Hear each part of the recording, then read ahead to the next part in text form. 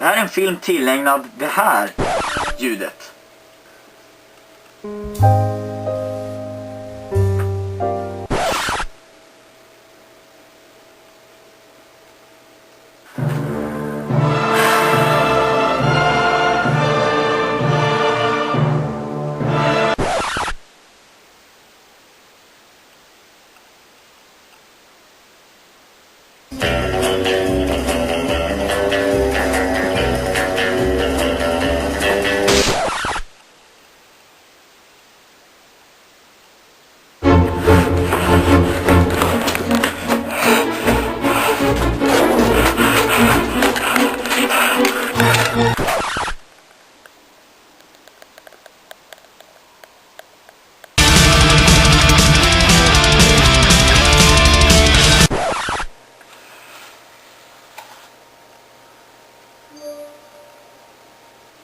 Och allt detta bara för att jag hade så förbannat svårt att hitta det här ljudet när jag väl behövde det. Nu har jag hittat det.